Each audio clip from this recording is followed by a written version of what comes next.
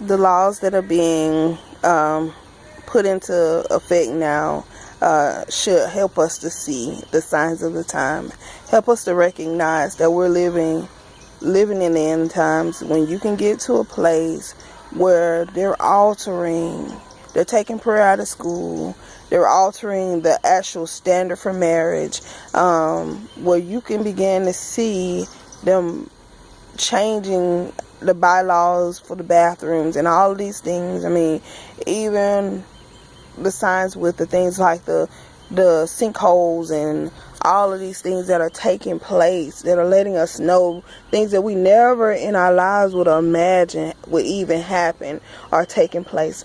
Those are signs, they're warning signs from God to help us to realize the shape that we're living in, realize the state that we're living in, and realize how dangerous some of the things that we're doing are.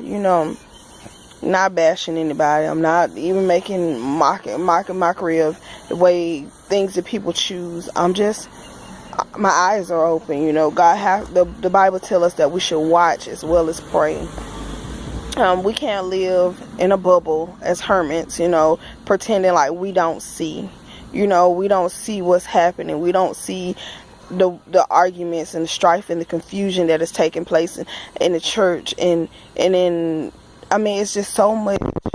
As an intercessor, my heart is grieved in so many instances. I carry so much. I see so much. I experience so much, and I know that I'm designed to carry it. So I'm not, whining or complaining about my assignment. I just recognize that it is imperative that we as believers get on the altar. It is imperative that we as believers represent Christ properly. It's imperative that we open up our mouths and we sound the alarm, that we remind people that we don't have forever. People often think that they got a long time to get it right. They got a long time, and time don't wait for no man. I don't care how special you think you are. It's not gonna wait for any of us.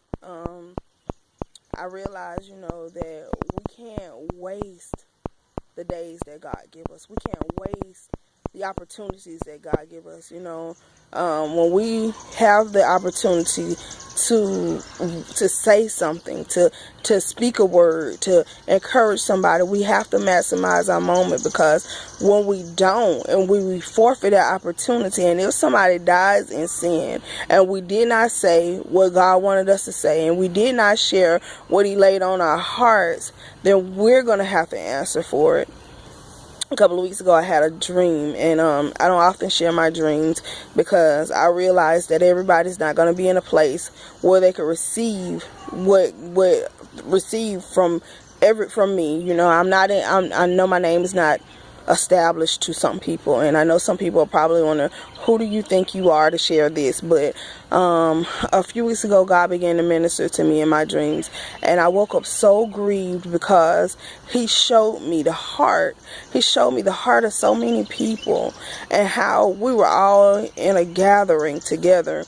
It was a bunch of believers, a bunch of people who had titles on their names and who had this great assignment, but God had gathered us together to speak a word.